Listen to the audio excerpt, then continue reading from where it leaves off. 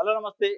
ఈరోజు తెలంగాణ వార్తాపత్రికలో వచ్చిన వార్తలు, ఆ వార్తల వెనుకున్న వాస్తవాలను విశ్లేషణ చేసే ప్రయత్నం చేద్దాం. ముందుగా ఈనాడు పేపర్‌లో సాదా బైనామా పరిష్కారాలు షురు అయినాయట. ఈ సాదా బైనామా పైన దాదాపు 6 సంవత్సరాలుగా రైతులు వేయి కళ్ళతో ఎదురు చూస్తున్నారు.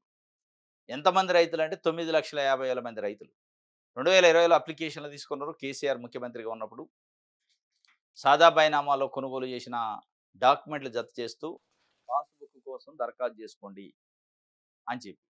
దరఖాస్తు జేశారు. దరఖాస్తు జేసిన తర్వాత అది హైకోర్ట్‌లో కేస్ పడ్డది. హైకోర్ట్‌లో కేస్ క్లియర్ కావడానికి దాదాపు ఒక 5 సంవత్సరాలు పట్టింది. కాంగ్రెస్ పార్టీ అధికారంలోకి వచ్చిన తర్వాత హైకోర్ట్ కేస్ క్లియర్ అయిపోయింది. కేసు క్లియర్ అయ్యి కూడా దాదాపు సంవత్సరం పైనే దాటిపోయింది. వీళ్ళు దానిపైన ఎక్సర్సైజ్ చేసి ఇది అది అని కాంగ్రెస్ పార్టీ అధికారంలోకి వచ్చిన తర్వాత ప్రభుత్వంలో ఉన్న పెద్దలు, అధికారులు ఏ విధంగా చేయాలి, ఎట్లా అనేది ఒక ఎక్సర్సైజ్ చేసిన తర్వాత చివరికి ఒక కంక్లూజన్‌కొచ్చారు. జియో నంబర్ 76, 77 రిలీజ్ చేశారు. అంటే భూమి అమ్మిన రైతు నుంచి అఫిడవిట్ సమర్పించాలనేది సాదాబైనామా రూల్స్‌లో ఉంది. ఆ రూల్స్‌ని సవరించారు. భూమి అమ్మిన వ్యక్తి అఫిడవిట్ ఇవ్వటం అనేది సాధ్యమయ్యే పరిస్థితి కాదు. దానివల్ల ఇష్యూస్ వస్తున్నాయి కాబట్టి భూమి కొన్న వ్యక్తి ఎవరైతే ఉంటారో కొన్న రైతు అఫిడవిట్ ఇస్తే సరిపోద్ది. అఫిడవిట్‌లో అవసరమైతే లీగల్‌గా దీనిపైన ఏది కాన్సిక్వెన్సెస్ వచ్చినా నాదే బాధ్యత. నా పైన క్రిమినల్ కేసులు కూడా పెట్టొచ్చని ఒక పదం రాయాలి. ఇది బానే దీంతో పాటు ఆ జీవోలతో పాటు గైడ్‌లైన్స్ రిలీజ్ చేస్తూ లాస్ట్ వీకు దీనికి సంబంధించిన గైడ్‌లైన్స్‌ని అన్ని జిల్లా కలెక్టరేట్‌లకి సీసీఎల్ఏ కమిషనర్ పంపారు. అక్కడి నుంచి ఆర్‌డీఓలకెళ్ళింది. ఆర్‌డీఓలు డైరెక్ట్‌గా దాంట్లో ఇన్వాల్వ్ అయ్యి చేయాలి. కలెక్టర్ పర్యవేక్షించాలి. ఆర్‌డీఓలు ఎంఆర్‌ఓలని స్టాఫ్‌ని వాడుకొని దీనికి పాస్‌బుక్‌లు 13బి ఇవన్నీ ఇష్యూ చేసే కార్యక్రమం చేయాలి. దీంట్లో ఏమైతుందంటే 9,50,000 దరఖాస్తులకు సంబంధించి కోర్టులో కేసు పడ్డ తర్వాత కాంగ్రెస్ పార్టీ అధికారంలోకి వచ్చిన తర్వాత ఆ కేసు క్లియర్ అయిన తర్వాత స్టార్ట్ చేశారు. సాదా బైనామా ప్రాసెస్ స్టార్ట్ చేశారు. స్టార్ట్ చేసిన సందర్భంలో ఒక 2,00,000 పైచిలుకు అప్లికేషన్‌లు తిరస్కరణకు గురయ్యాయి. ఆల్రెడీ ఒక 2,00,000 అప్లికేషన్‌లు డిస్పోజ్ చేశారు తిరస్కరిస్తూ. ఎందుకు తిరస్కరించారు అంటే, అమ్మిన వ్యక్తి నుంచి, అమ్మిన రైతు నుంచి అఫిడవిట్ సమర్పించాలా మీరు అప్లికేషన్‌తో పాటు. కాబట్టి మీ అప్లికేషన్ తిరస్కరణ. డైరెక్ట్‌గా ఆన్‌లైన్‌లో. మరిప్పుడు వాళ్ళ పరిస్థితి ఏంది? అమ్మిన వ్యక్తి నుంచి అఫిడవిట్ అవసరం లేదని మీరిప్పుడు జీవోలు చేశారు, గైడ్‌లైన్స్ చేశారు. మరి అమ్మిన వ్యక్తి దగ్గర అఫిడవిట్ సమర్పించలేదు కాబట్టి తిరస్కరించడం అని ఒక 2,00,000 పైచిలుకు అప్లికేషన్‌లు తిరస్కరించారు. ఆ అప్లికేషన్‌ల పరిస్థితి ఏంటి అనేది రైతులు ప్రధానంగా డిమాండ్. అప్లికేషన్‌లు కూడా అనుమతించాలని, మళ్ళా తీసుకోవాలి తిరస్కరించిన అప్లికేషన్‌లు కూడా పరిశీలించాలి. దాంతో పాటు ఇంకా కొన్ని సమస్యలున్నాయి. అమ్మిన వ్యక్తి అఫిడవిట్ అవసరం లేదు కానీ కొన్న వ్యక్తి ఇస్తాడు. అమ్మిన వ్యక్తి రాసిచ్చిన సాదా బైనామా దస్తావేజును సమర్పించారు. ఆ దస్తావేజులో అమ్మిన వ్యక్తి పేరు ఉంటది. కానీ ఆయన పేరు పైన రెవెన్యూ రికార్డ్‌లో ల్యాండ్ లేదు. అటువంటి వాటికి ఏం చేస్తారు? లేదా అమ్మిన వ్యక్తి పేరుంటది. కానీ ఆ విస్తీర్ణం మిగిలలేదు రెవెన్యూ రికార్డులో. ఆ కాసర పాణిలలో వాటిలలో భూమి లేదు. కానీ ఆయన అమ్మినట్టుంది. ఏం జేయాలి? ఇటువంటి అనేకం ఎగ్జాంపుల్స్ ఉన్నాయి. వాటిని ఎలా చేయాలి అనేది గైడ్‌లైన్స్‌లో రాలే. గైడ్‌లైన్స్ సింపుల్‌గా అఫిడవిట్ ఎవరు సమర్పించాలనేది ఒకటి ప్రధానంగా ఉంది. మిగతా చిన్న చిన్న విషయాలు ఉన్నాయి తప్ప, అసలు ప్రాక్టికల్‌గా రైతుల నుంచి వస్తున్న సమస్య ఏంటి అనేది రైతుల్ని ప్లస్ అక్కడున్న తహసీల్దార్ ఆఫీస్ స్టాఫ్‌ని అడిగితే చెప్తారు. వీళ్ళు వాళ్ళని అడగకుండా గైడ్‌లైన్స్ ఇచ్చారు. మళ్ళా మొదటికొచ్చే అవకాశాలు కనిపిస్తున్నాయి. ఎందుకంటే ధరణి అనేది వెబ్‌సైట్ వచ్చిన తర్వాత ఇప్పుడు అమ్మిన వ్యక్తి ఎప్పుడో 2014, 2013, 2012 అంతకుముందు ఎప్పుడో కొనుక్కుంటాడు కొన్నాయన. అమ్మిన వ్యక్తి పేరు మీద ఆ రోజు మాన్యువల్ పహణిలలో రికార్డ్ ఉంది. దాని తర్వాత ఏమైందంటే మాన్యువల్ పహణిలో కాస్తులోనో లేతే ఉంటాడు. దాని తర్వాత కేసీఆర్ వచ్చిన తర్వాత ఏం చేసిండు ధరణి చట్టం తెచ్చి కాస్త్ కాలం తీసేసిండు. అనుభవదారు కాలం. తీసేసిన తర్వాత అనుభవదారు నుంచి నేను కొనుక్కున్నా. అసలు ఆ కాలమే లేదిప్పుడు. ఆ ప్లేస్‌లో పట్టాదారు పేరు వేరే ఆయనొచ్చిండు. ఆయన పేరుతోని భూమి ఇక్కడ ఉంది కాబట్టి నీకు అమ్మినాయన అనుభవదారు కాబట్టి నీకు చెల్లదు అని తిరస్కరిస్తున్నారు. దీనికేం జేయాలి? ఆళ్ళు ధరణి చట్టం వచ్చినప్పుడే అనుభవదారు పరిస్థితి ఏందో వాళ్ళ వాళ్ళ వాళ్ళ బాధేందో తెలుసుకోకుండా డైరెక్ట్‌గా రద్దు చేసి పడేసిండు కేసీఆర్. దానివల్ల చాలా కాంప్లికేషన్స్ వచ్చినాయి. ఆ కాంప్లికేషన్‌ల వలన కాంగ్రెస్ పార్టీకి రైతులు ఓటేశారు. ఆ రైతులకి మీరు అభయం ఇచ్చారు. ధరణిని బంగాళాఖాతంలో కలుపుతూ అన్నారు. ఈ బంగాళాఖాతంలో కలవకపోగా మీరు తెచ్చిన భూభారతిలో మళ్ళా ఒక పెంట అయిపోయింది. ఈ అన్నిట్లో ఉండగానే సాదాబాయిలో ఇట్లాంటి ఇష్యూస్ చాలా ఉన్నాయి. ఆ ఇష్యూస్‌ని మీరు షార్ట్ ఔట్ చేయకుండా, ఆ ఇష్యూస్ పైన కాన్సంట్రేషన్ చేయకుండా గైడ్‌లైన్స్ ఇచ్చారు. మళ్ళీ మొదటికొస్తది గదా! మళ్ళీ తిరస్కరణలు అయితాయి గదా! కేవలం అఫిడవిట్ ఒకటి విషయంలో తిరస్కరణ కాదు. అఫిడవిట్ కాక చాలా సమస్యలున్నాయి. వాటిని కూడా పరిష్కరించాలి. వాటిపైన ఎక్సర్సైజ్ చేయాలి. వాటిపైన మీరు ఫీడ్‌బ్యాక్ తెప్పించుకోవాలి. ఇక్కడ రాష్ట్ర స్థాయిలో ఉన్న అధికార యంత్రాంగం, తహసీల్దార్‌ల నుంచి ప్రాక్టికల్‌గా మీకు ఇన్ఫర్మేషన్ వస్తది. దాంతో పాటు రైతులు, రైతు సంఘాల నాయకులను పిలుచుకుంటే మీకు ఇన్ఫర్మేషన్ వస్తది. వాళ్ళతోని కూర్చొని ఈ గైడ్‌లైన్స్‌లో మళ్ళీ సవరణ చేస్తే తప్ప, ఈ 9,00,000లో చాలా లక్షల అప్లికేషన్ మళ్ళీ తిరస్కరణకి గురైతాయి. చిన్న చిన్న పొరపాట్లున్నాయి. ఆ పొరపాటుని సరి చేస్తూ వాళ్ళకి న్యాయం చేయాలని చూడాలి తప్ప, మళ్ళీ కీలకంగా విచారణ ఉందట. గత ప్రభుత్వంలో జరిగిన సాదా బైనామాల క్రమబద్ధీకరణ తహసీల్దార్లు పూర్తి చేశారు. ప్రస్తుతం భూభారతి చట్టం ప్రకారం ఆర్డీఓలకు అధికారాలు కల్పించారు. తహసీల్దార్ విచారణ నివేదిక పంపిస్తే వాటిని పరిశీలించి ఆర్డీఓలు భూభారతి పోర్టల్‌లో భూ సమాచారం నమోదు చేసి హక్కులు కల్పిస్తున్నారు. ప్రస్తుతం క్షేత్రస్థాయి విచారణలో తేలే అంశాలే కీలకంగా మారుతున్నాయి. క్రమబద్ధీకరించాల్సిన భూములు సరిహద్దు రైతులకు తహసీల్దార్ నోటీసులు జారీ చేస్తున్నారు. సరిహద్దు రైతులకి. సాదా బైనామా రైతు సమర్పించే అఫిడవిట్ పూర్తి ఆధారాలతో ఉండటంతో పాటు 30 రోజుల పాటు అభ్యంతరాలు ఏవి రాకుంటే క్రమబద్ధీకరణ సులువుగా పూర్తవుతుందని రెవెన్యూ వర్గాలు చూస్తున్నాయి. ఇది పెద్ద బ్లండరు. 30 రోజుల పాటు అభ్యంతరాలు ఏవి రాకుంటేనే చూస్తారట. అభ్యంతరాలు రాకుంటే అంటే అభ్యంతరం పెట్టేటోడుకున్న హక్కేంటి? అసలు అభ్యంతరం ఎవరు పెడతండ్రు? వాళ్ళకి ఏం హక్కుంది? వాళ్ళకున్న ఆధారం ఏంటి? ఎవడో పెడతడు. పొదలో కానేసినట్టు ఒక అప్లికేషన్ వాడు పడేసి పోదురు. ఆపేస్తారా మీరు? మళ్ళా ఇదొక లీగల్ కాంప్లికేషన్ క్రియేట్ చేస్తుంది. మీరు అభ్యంతరాలు మీరు ఏదైతే 30 రోజుల్లో అదే క్షేత్రస్థాయిలో క్రమబద్ధీకరించాల్సిన భూమికి సంబంధించిన సరిహద్దుల్లో ఉన్న రైతులకి నోటీసులు ఇస్తున్నారు. ఆ నోటీసులు ఇచ్చిన రైతుల నుంచి అఫిడవిట్ తీసుకోండి. లేదంటే వాళ్ళ దగ్గర నుంచి పంచనామా చేసుకోండి. మళ్ళీ అదయిన తర్వాత వాళ్ళు గాక మిగతా ఎవరో వచ్చి అభ్యంతరం తెలుపుతా అంటే నేను ఆపుతా అంటే అభ్యంతరాలొస్తాయి. గ్రామాలలో పడకో పాలోళ్ళో, ఇంకోళ్ళో వచ్చి అభ్యంతరం పెడతారు. మీరు అమ్మిన వ్యక్తి అఫిడవిట్ లేదు అంటూనే ఇంకొక అభ్యంతరం పెట్టొచ్చు అని ఒక అవకాశం ఇచ్చిన తర్వాత, అమ్మిన వ్యక్తి కాకుండా వాళ్ళ బంధువులో, వాళ్ళ పిల్లలో ఎవరో ఒకళ్ళో వచ్చి అబ్జెక్షన్ పెడతారు. అయిపోద్దా?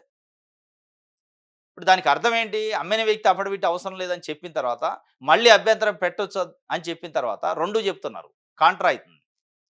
ఈడ అఫిడవిట్ వద్దన్నారు. ఆడ అభ్యంతరం చెప్పమంటున్నారు. ఈ అఫిడవిట్ ఎవరైతే ఇవ్వాలనో మళ్ళీ వాడే వచ్చి అభ్యంతరం పెడతారు.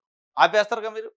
అంటే దీన్ని బట్టి ఏమైతుంది? సాదా బైనామా దరఖాస్తులు మాక్సిమం రిజెక్ట్ అయ్యే అవకాశాలున్నాయి. ఇప్పటికైనా దీన్ని పరిశీలించండి. రైతులు చాలా ఇబ్బందుల్లో ఉన్నారు. రైతులు చాలా వ్యతిరేకతతో ఉన్నారు. ప్రభుత్వం ఏమైనా చేస్తదేమని చూస్తున్నారు. మళ్ళీ మీరు కొర్రీలు పెట్టి పేపర్‌లలో, టీవీలలో మాట్లాడి చివరికి తిరస్కరణ అంటే ఇది. దేనికోసం ఇది? ఏంటి మీ గైడ్‌లైన్స్? ఏంటి మీ జీవోసు? ఏంటి ప్రజాపాలన? ప్రాక్టికాలిటీ చూడకుండా మీరు రికార్డులు చూసి, ప్రాక్టికాలిటీ చూడకుండా మీరు అధికారులు చెప్పిన మాటలిని ఈ అభ్యంతరం అనే ఇది చాలా సంకటం. మళ్ళీ మీరు అభ్యంతరం చెప్పారంటే ఇది మొదటికే అవుతుంది. సాదా బైనామాలో అభ్యంతరాలనే కాలం ఉంది. అభ్యంతరాలనే చాప్టర్ వచ్చింది అంటే, ఆప్షన్ వచ్చింది అంటే ఖతమే మళ్ళీ తిరస్కరణే. అఫిడవిట్ తీసేసి అభ్యంతరం పెడితే సుఖమేంటి? అఫిడవిటే అయింది మళ్ళా కథ. ఇంకొక వార్త రైతులకు సంబంధించి కేంద్రాల్లో తిరకాసు, ప్రైవేట్‌లో దగాట. పూర్తిగా తెరుచుకొని మొక్కజొన్న కొనుగోలు కేంద్రాలు ప్రారంభమైన చోట కొర్రీలతో రైతుల అగచాట్లు. మొక్కజొన్నకు సంబంధించి రైతులు చాలా తీవ్రమైన ఇబ్బంది పడతారు. ఇది ఇగో ఇక్కడుంది. ఆ! కేంద్రాల్లో తిరకాల్సి అంటే కేంద్రం అంటే మార్క్‌ఫెడ్ సెంటర్స్ అని పెట్టారు. మార్క్‌ఫెడ్ కేంద్రాలు. మొక్కజొన్న కొనుగోలు కేంద్రాలు అంటారు వాటిని. మండలానికి ఒకటో పెట్టారు. కొన్ని చోట్ల అది ఉందో లేదో కూడా తెలదు. కొన్ని ఏరియాల్లో అయితే మండలానికి ఒకటి అది కూడా రైతులు డిమాండ్ చేసి ఫిబ్రవరి నుంచి అడుగుతుంటే ఏప్రిల్‌లో పెట్టారు. ఆ పెట్టిన కేంద్రాలైనా కరెక్ట్ ఉన్నాయంటే అన్ని తిరకాసులు, కొర్రీలు. ఆ కొర్రీల్లో గోనె సంచులు, గన్ని సంచులు అంటారు. గన్ని సంచులు లేవని కొంతమందిని, లారీ లేదని కొంతమందిని, కాటా ఏసేటోళ్ళు లేరని, ద ఈ హమాలీలు లేరని రకరకాల పేర్లతోని ఇబ్బంది పెడుతుంటే వీటన్నిటికంటే ముఖ్యంగా ఇంకొక అత్యంత ఇబ్బందికరమైన పరిస్థితి రైతులకు మీరు నిజంగానే రైతు ప్రభుత్వం అయితే, నిజంగానే ప్రజాపాలన అయితే, రైతు కోణంలో ఆలోచిస్తే మీరేదో కంటి తుడుపు చర్యగా ఉంది.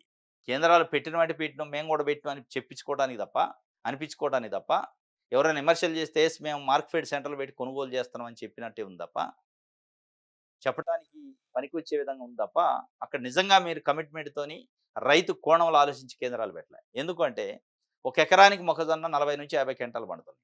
మాక్సిమం యావరేజ్‌గా అయితే 35-40 క్వింటాలు తక్కువగా పండే రైతు లేడు ఒక ఎకరానికి. మీరు కొంటున్నదంతా 26 క్వింటాలట. ఏంటి ఈ తిరకాసు? నిజంగానే మీకు కమిట్మెంట్ ఉందా? నిజంగానే రైతులకు మేలు చేయాలని ఉందా? ఉంటే 26 క్వింటాల్ ఎక్కడి నుంచి వచ్చింది? ఏ లెక్క ప్రకారం 26 క్వింటాలు? ఏ సైంటిస్ట్ చెప్పిండు ఎకరానికి 26 క్వింటాలే పండుతాయని? ఏ మేధావి చెప్పిండు? ఇప్పుడు వ్యవసాయ శాఖ మంత్రి గారికి తెలవదా? రెవెన్యూ శాఖ మంత్రికి తెలవదా? ముఖ్యమంత్రికి తెలవదా? ఎకరానికి ఎన్ని క్వింటాలు పండుతాయో? మీ అధికారులు చెప్పరా? ఏ ఏ క్రైటీరియాతోని 26 క్వింటాలు పెట్టి మేము కేవలం 26 క్వింటాలు మాత్రమే కొంటాం ఎకరానికి అన్నారు. ఒక ఎకరానికి 40 క్వింటాలు ఒక రైతుకి పండుతుంది. మరి మీరు 26 క్వింటాలు కొంటే మిగతా 14 క్వింటాలు ఒక ఎకరాని మిగతా ఎక్కడ అమ్మాల? అంటే ఏంటి ఈ దంతర పోటీలు? ఏంటి మీకు ఇష్టం ఉండి లేక రైతు ఈ కేంద్రాలు పెట్టి కొనుగోలు కేంద్రాలు అంటే కొనే ఇష్టం లేకనా? ఈ తిరకాసులేంటి? గోనె సంచులు లేవని ఎందుకు లేవు గోనె సంచులు? లేదా లారీలు లేవని? కాంటా ఏసేటోళ్ళు లేరని? ఈ రకరకాల ఇబ్బందులు దేనికి పెడతాండ్రు? ఇష్టం లేని సంసారం చేస్తాండ్రు ఈళ్ళు. దీన్ని ఇష్టం లేని సంసారం అంటారు. ఇష్టం ఉన్న సంసారం అయితే నిజంగానే ఫిబ్రవరిలోనే ప్లాన్ చేసుకొని, ఏ జిల్లాలో, ఏ మండలంలో, ఏ మేరకు రైతులు పంటేశారు. ఎందుకంటే అన్నీ ఆన్‌లైన్ చేస్తాండ్రు. పంట నమోదుకి పెట్టారు. ఏఈఓలతోని పంటని అందులో ఎన్రోల్ చేపిస్తున్నారు వెబ్‌సైట్‌లో. క్లియర్‌గా మీకు డేటా వస్తది. నిమిషాల మీద వస్తది. ఏ జిల్లాలో, ఏ మండలంలో ఎన్ని ఎకరాల మొక్కజొన్న పంటేశారు, ఎంత ఈల్డ్ వస్తది, ఎక్కడ కేంద్రాలు పెట్టాలని మీకు తెలిసి ఉంటది. ఆ తెలిసి ఉన్న దాని ప్రకారం మార్చి 15 లోపు మీరు కేంద్రాలు పెట్టుంటే ఈ ఇబ్బంది ఉండకపోవు. పెట్టిందే లేటు. మళ్ళా దీంట్లో సంచులు లేవని, కాటా స్టోర్ లేడని, లారీ లేదని, మళ్ళా చివరికి మీ 26 క్వింటాలే కొంటా, నువ్వు 14 క్వింటాలు ఎక్కడన్నా పోసుకో, గంగలో పోసుకో అన్నట్టు చెప్పినట్టుంది. ఎక్కడ పోయాల? మళ్ళా అక్కడే దళారులు రావాలి. ఏంటి దళారుల కోసం మీ ఎంటర్‌టైన్‌మెంట్. కాబట్టి రైతులు 40 క్వింటాల మొక్కజొన్నలు ఒక ఎకరానికి కొనాలని వాళ్ళు కోరుకుంటున్నారు. వాళ్ళ కోరిక న్యాయబద్ధం, చట్టబద్ధం గూడా. న్యాయబద్ధము, ధర్మబద్ధం గూడా. ఎందుకంటే పండించిన పంట కదా! ఏదో తీసుకురాదు కదా! బ్లాక్ మార్కెటో లేకపోతే ఇంకెక్కడి నుంచో తీసుకొచ్చి ఆయన బండింది 26 క్వింటాలయితే ఇంకొక 14 క్వింటాలు ఎవరి దగ్గరో తెచ్చిపోయాడు గదా! వాళ్ళు ఆరుగాలం కష్టపడి పండించిన పంటకి అమ్ముకోవటానికి ఇన్ని తిరకాసులా. దీన్ని ఎట్లా రైతు ప్రభుత్వం అంటారు? ఇక దీనికి మళ్ళా పబ్లిసిటీ. మేము రైతులను కడుపులో పెట్టి చూసుకుంటాం. వాళ్ళ బాధ చూడలేక సెంటర్‌లో పెట్టి ఎందుకు పెట్టించకపోయింది. నువ్వు సెంటర్‌లో పెడితే వాళ్ళని ముప్ప తిప్పలు పెడతాండ్రు. తేమ లేదని కొద్దిగా ఒక ఒక ఇబ్బంది, సంచులు లేవని ఇటు రకరకాల పేర్లతోని పెట్టి మళ్ళా ఈ ఈ లిమిట్ పెడితి. మళ్ళీ ఇంకోటేందంటే ఈ రైతు ఏడనో ఉంటాడు. హైదరాబాద్‌లోనో, అమెరికాలో ఉన్న రైతు ఇక్కడున్న కౌలుదారులకి కౌలుకిస్తాడు. అది మొక్కజొన్న ఏస్తాడాయన. పంటొచ్చింది. ఆ రైతు పట్టాదారు పాస్ పుస్తకంలో పేరున్న రైతు పేరుతోనే ఎన్రోల్ అయిద్ది ఆన్‌లైన్‌లో. కౌలు రైతుది కాదు. ఈయన అమ్ముకోవాలంటే ఆయన రావాలి. ఆయన అమెరికాలో ఉన్న, హైదరాబాద్‌లో ఉన్నా మాకు సంబంధం లేదు. ఆయనొచ్చి థంబ్ ఇంప్రెషన్ ఎయాల. థంబ్ ఇంప్రెషన్ ఏస్తేనే నీ పంట కొనుగోలు చేస్తా. ఎట్లొస్తాడు? ప్రాక్టికాలిటీ ఉండాలి కొద్దిగన్నా. అసలు క్షేత్రస్థాయిలో భూమి పైన పనిచేసిన రైతు ఎవరో వాళ్ళదుంది కదా మీరు తీసుకోవాల్సింది. మీరే ప్రభుత్వమే చెప్తారు. కౌలు రైతులకు కూడా మేము రైతు భరోసా ఇస్తాం అని చెప్పి రూ. 6,000 ఒక విడత ఇచ్చారు కూడా. మరి వాళ్ళని గుర్తించిందేది? ఎక్కడనో అమెరికాలోనో, లండన్‌లోనో, హైదరాబాద్‌లో ఉన్న రైతు వచ్చి ఈయన మొక్కజొన్నలు రైతు పండించిన కౌలు రైతు పండించిన పంట కోసం ఆయన వచ్చి థంబ్ ఇంప్రెషన్ ఏస్తాడు. అది అయితదా? వీడి తిప్పలు వీడు పడాలి. ఇటువంటి ప్రాక్టికాలిటీ చూడకుండా ఏదో వేగ్‌గా పెట్టేసినాం, మేము పెట్టినాం, చేతులు దులుపుకున్నాం అనే ఈ మమ అనే కార్యక్రమం కింద కాకుండా కమిట్మెంట్‌తోని పనిచేయండి. రైతుల కోసం పనిచేయండి. ఇప్పటికైనా మార్క్‌ఫెడ్ రాష్ట్ర స్థాయిలో ఉన్న ఎండీ గాని, వ్యవసాయ శాఖ మంత్రి గాని, వ్యవసాయ శాఖ కమిషనర్ గాని వీళ్ళంతా కూర్చొని ఇటువంటి చిన్న చిన్న సమస్యలుంటే వీటిని ఎట్లా షార్ట్ ఔట్ చేయాలి? ఈ 26 క్వింటాల్ అనే నిబంధన ఎట్లా ఎత్తేయాలి? అసలు ఎందుకు పెట్టాలి 26 క్వింటాలు? ఎంతుంటే అంత పంట కొంటాం అంటే పాయె. ఏంటి దీని అర్థం అంటే కొనకుండా ఏ ఏ కాడికి తప్పించుకునే ప్రయత్నం అన్నట్టు. ఏంటి లిమిట్ ఏంటి? ఇదేమన్నా చట్టం పార్లమెంట్‌లో చట్టం ఉందా? 26 క్వింటాలు మాత్రమే కొనాలని? ఇది ఒక వార్త కేంద్రాల్లో తిరకాసు, ప్రైవేట్‌లో దగా అని చెప్పి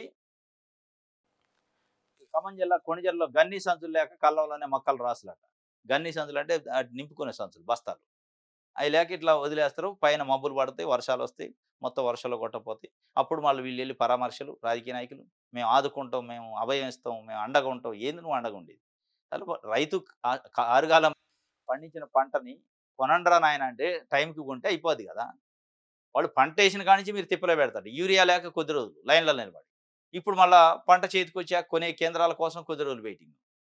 మళ్ళా అదయిన తర్వాత కేంద్రాలు పెట్టారు. దాంట్లో గని సంచులు లేక కొద్ది రోజులు. లారీ లేక కొన్ని రోజులు. కళాసులు లేక కొన్ని రోజులు. హమాలీలు. ఇవన్నీ చెప్పి మళ్ళా చివరికి 26 క్వింటాలు నేను కొంటా అబ్బాయి మిగతాయి నేను కొనను. నువ్వెక్కడన్నా ఇబ్బంది పడు అంటే ఏం చేయాలి రైతు? ఏం కథ ఇది? ఇది ఒక వార్త ఈనాడుకి సంబంధించి 'ఆంధ్రజ్యోతి'.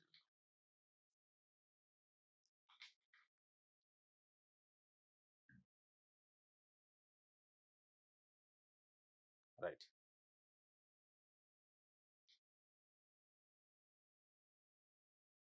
గాయని మంగిలిపై కేసట. ప్రముఖ గాయని మంగిలిపై పోలీసులు కేసు నమోదైంది.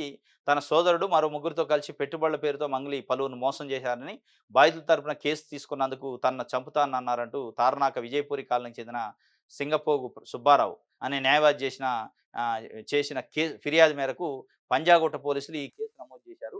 అయితే న్యాయవాది సుబ్బారావు తనపై తప్పుడు ఆరోపణలు చేస్తున్నారంటూ మంగ్లీ నార్సింగ్ పోలీస్ స్టేషన్‌లో ఫిర్యాదు చేశారు. తనను పర్సనల్‌గా కలవాల్సిందిగా అడిగారని, అందుకు తాను ఒప్పుకోకపోవడంతో దుష్ప్రచారం చేస్తున్నానని ఆరోపించారు.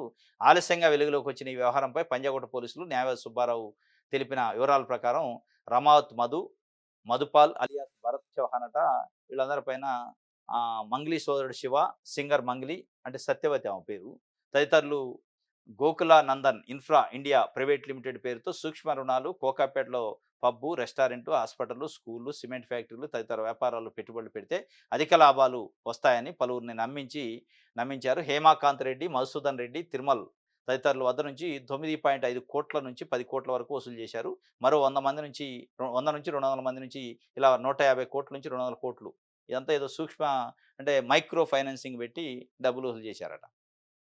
అందులో గట్టోడు తగిలిండు, కేసు పెట్టిండు. మొత్తానికి ఆ కేసు తీసుకున్న సుబ్బారావు అనే అడ్వకేట్‌ని బెదిరించారట. బెదిరిస్తే ఇక వాళ్ళెందుకు ఊరుకుంటారు, మొత్తానికి పంజాగుట్ట పిఎస్‌లో కేసు పెట్టారు. కేసు నమోదైంది. మరి ఈ కేసు సెక్షన్‌లు ఏందంటే స్టేషన్ బెయిల్ సెక్షన్‌లే. ఇక తర్వాత ఏమైద్ది గానీ ముందైతే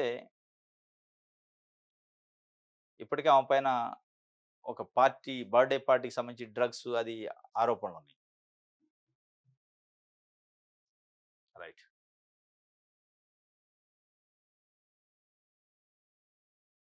ఇది 'ఆంధ్రజ్యోతికి' సంబంధించి. 'ఆంధ్రప్రభ'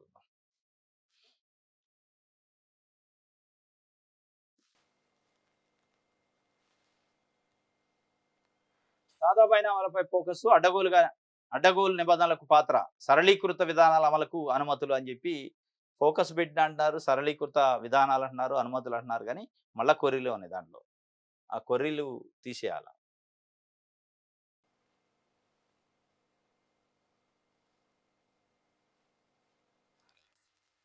ఇది 'ఆంధ్రప్రభ'కి సంబంధించి.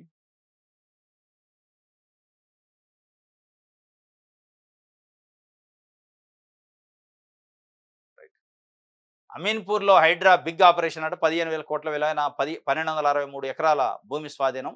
ఫిర్యాదులపై స్పందించి సమగ్ర విచారణ తర్వాతే కూల్చివేతలు. కోర్టు స్టేటస్ కో ధిక్కరించి నిర్మించిన ముఖీం అనే వ్యక్తికి గెస్ట్ హౌస్ నేలమట్టం. అనుమతులు లేని బహుళ అంతస్తుల భవనాలన్నీ కూల్చివేశారట. పేదలిళ్లకు మినహాయింపు ఉంది. అక్రమ కట్టడాలపై వేటు. స్థానిక ప్రజల నుంచి హర్షం వ్యక్తమైందట. అమీన్‌పూర్ దగ్గర ఐలాపూర్ భూ కబ్జా పైన హైకోర్టు స్టే లేదు అని చెప్పి కమిషనర్ రంగనాథ్ చెబుతుంటే 20 ఏళ్ల ఆక్రమణకు ముగింపు పలికిందట. 1263 ఎకరాల భూమి అట.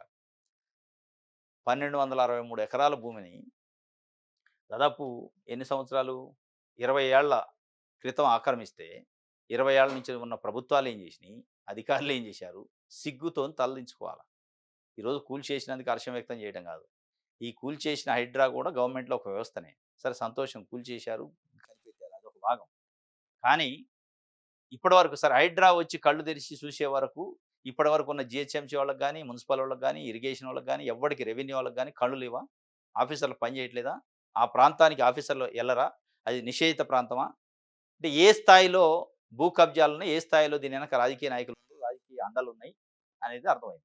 1200 ఎకరాలు, 1200 సెంట్లు కాదు, 1200 గజాలు కాదు.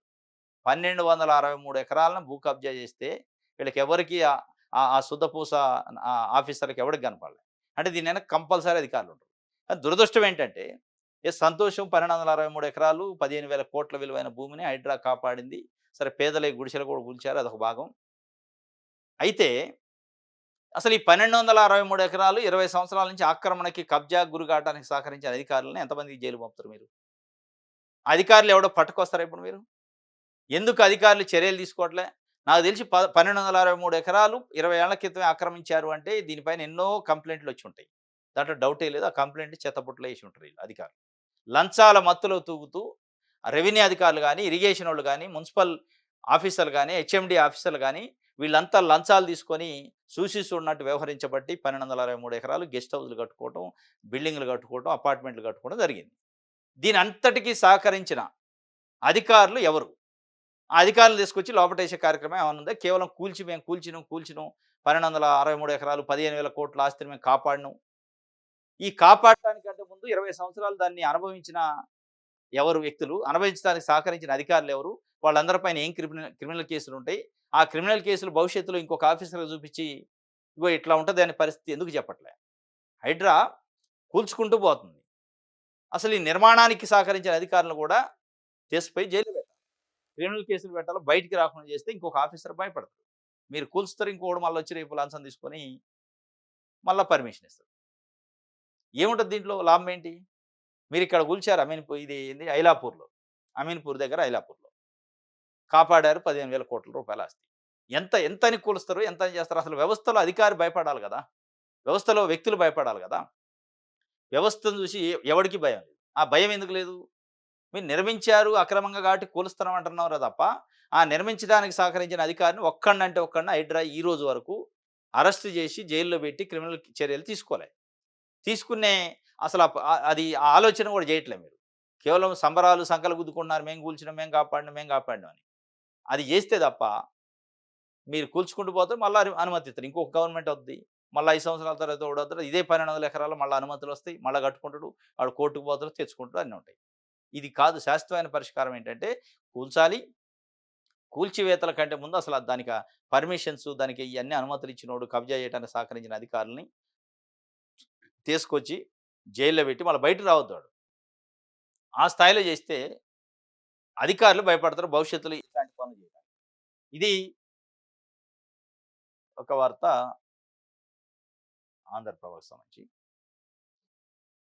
దిశ పేపర్. మీరు చెప్తే మేము వినాలా? బీజేపీలో పెరిగిన సొంత పాలిటిక్సు, పార్టీలో ఎదిగేందుకు నేతల బురద రాజకీయాలు. బీజేపీలో మొత్తం కుంపట్లయింది. 8 మంది ఎంపీలున్నారు. దాదాపు 10 మంది ఎమ్మెల్యేలు. 8 మంది ఎంపీలు, 10 మంది ఎమ్మెల్యేలు కలిసి ఆఫీస్‌కొచ్చి ఒక ప్రెస్ మీట్ పెట్టే వాతావరణం బీజేపీలో లేదు.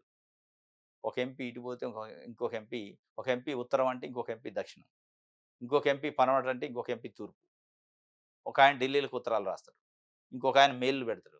ఇంకొకాయన చిట్ చాట్‌లలో విమర్శిస్తాడు. ఇట్లా రకరకాలుగా బీజేపీ అంటే తెలంగాణ ప్రజానీకం ఒక 8 మంది ఎంపీలని బీజేపీకిస్తే ఒక 1% కూడా ఈ రాష్ట్రానికి ఉపయోగం లేకపోగా వాళ్ళ పార్టీని కూడా బాగు చేసుకునే అసల వాతావరణం లేకుండా అయిపోయింది. మొత్తం కుంపట్లు. ఇది నువ్వు చెప్తే నేను ఇనేదేందని ఎవడు పాడే అసలు అందరు అధ్యక్షులే. తెలంగాణ బీజేపీలో రామచంద్రరావు గారు అధ్యక్షుడు ఉండలే గాని అఫీషియల్‌గా మిగతా వాళ్ళందరూ ఆయనేంది నేను కూడా అధ్యక్షుడిని నాది కూడా అదే స్థాయి. ఆయన చెప్తే నేనెందుకు ఇనాలా? అనే పరిస్థితి ఉంది తప్ప ఒక్కళ్ళు కూడా నేను ఒక కార్యకర్త, కమిటెడ్ కార్యకర్త, ఇది ఒక పార్టీ క్రమశిక్షణ ఉండాలి. దీన్ని పెంచాలని ఎవడికి లేదు. నేను వ్యక్తిగా ఎట్లా ఎదుగుతానే ఉంది తప్ప పార్టీగా పార్టీని ఎట్లా తీసుకోవాలని ఒక్కళ్ళకి కూడా లేదు. సీనియర్‌లతో సహా. సీనియర్ నాయకులుగా, అధ్యక్షులుగా పనిచేసి ఇప్పుడు మాజీలుగా ఉన్నోళ్ళు, ఎంపీలు, రాజ్యసభ మెంబర్‌లుగా ఉన్నోళ్ళకి కూడా ఒక్కళ్ళకి కూడా బాధ్యత లేనితనం వల్ల మొత్తం కిందున్న క్యాడరు నలిగిపోతుంది. మంచి ఫోకస్ వచ్చింది బండి సంజయ్ ఉన్నప్పుడు. బీజేపీ అంటే బీజేపీ నెక్స్ట్ ఆల్టర్‌నేట్ పార్టీ అయిద్దా అనే ఒక వాతావరణం నుంచి ఈరోజు బీజేపీయా? అది బతికిద్దా? అనే పరిస్థితికొచ్చింది. దాన్ని బతికిస్తారా? ప్రజలు బతికించడం కాదు. ప్రజలు ఒకవేళ బతికించాలని ప్రయత్నం చేసినా బీజేపీలో ఉన్న నాయకులే గొంతు నులిమి చంపే ప్రయత్నం చేస్తున్నారు. ఇది మరి ఢిల్లీలో ఉన్న అధిష్టానానికి తెలుస్తుందా తెలవట్లేదు గానీ, అనేది ప్రజల్లో చర్చ. ఇది మీరు చెప్తే మేము వినేదేందని చెప్పి నాయకులు ఒకడినొకడు గౌరవించుకునే పరిస్థితి కూడా లేదట. రేవంత్‌ను కుక్క కూడా పలకరించదట కేటీఆర్. ఇది చూడు అహంకారం మాట. రేవంత్ రెడ్డి ఈ రాష్ట్రానికి ముఖ్యమంత్రి. మీ నాయన 10 ఏళ్ళు ముఖ్యమంత్రి చేసిండు. మీ నాయన కూడా ఇదే మాట అంటే ఎట్లుంటది? కేసీఆర్‌ని కుక్క కూడా పలకరించదని. ఏంటి ఆ భాష?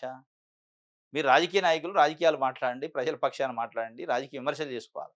రేవంత్ రెడ్డినట కుక్క కూడా పలకరించదట. ఇప్పుడు పలకరించేటోళ్ళంతా ఎవరు మరి?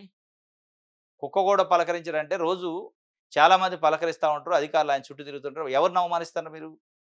ప్రజలనే? నాయకులనే? అధికారులనే?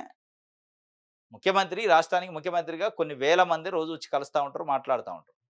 కొన్ని వేల మందితోని ఆయన మాట్లాడుతా ఉంటాడు. రివ్యూ జరుగుతాయి. మీటింగులు జరుగుతాయి. మీటింగులలో పాల్గొంటాడు. అంటే మీ అహంకారం ఏంటి? అంటే మేమే ఈ తెలంగాణ రాష్ట్రం మాది ఎస్టేటు. మేము రాజులు అని ఫీల్ అయితుండ్రా? ఇగో ఇట్లాంటి అహంకారం మాట్లాడితేనే తెలంగాణ ప్రజలు కర్రు కాల్చి వాత పెడతారు. రేవంత్ రెడ్డి గాదు. ఈ రాష్ట్రానికి ముఖ్యమంత్రి. ఈ రాష్ట్ర ప్రజలకు ముఖ్యమంత్రి. 4,00,00,000 మంది ప్రజలకు ప్రతినిధి ఆయన. మీకు రాజకీయంగా డిఫరెన్స్ ఉంటే మాట్లాడుకోవచ్చు గానీ, కుక్క గూడా పలకరించదు. ఆ కుక్కతోని పోల్చే వ్యవహారం ఏంటి? నువ్వు పలకరించకపోతే ఒకళ్ళ పలకరించకపోవచ్చు. కానీ ప్రజలకి ప్రతినిధి ఆయన. ప్రజలతో నిత్యం వాళ్ళకి ర్యాపో ఉంటది. ఇది నిన్న జెప్తుండు పదవిని జూసి విర్రవీగుతున్న రేవంత్ రెడ్డికి రాబోయే రోజుల్లో ప్రజలే బుద్ధి జెప్తారట. ఆయనకు పదవిని జూసి విర్రవీగుతున్నా అని మీరనుకుంటున్నారు. నీకేమి లేకపోతే నేను విర్రవీగుతున్నట్టుంది వ్యవహారం జూస్తే. ఆయనకు ముఖ్యమంత్రి పదవుంది. సరే విర్రవీగుతుండా లేదో ప్రజలు చూసుకుంటారు గానీ, నీకేమి లేదు. కేవలం ఎమ్మెల్యే మాత్రమే. లేదా ఒక పార్టీకి ప్రెసిడెంట్, వర్కింగ్ ప్రెసిడెంట్. అయితేనే నువ్వు విర్రవీగి కుక్క, అని పదాలు పలుకుతున్నావు. ఇది ఒక వార్త దిశకి సంబంధించి.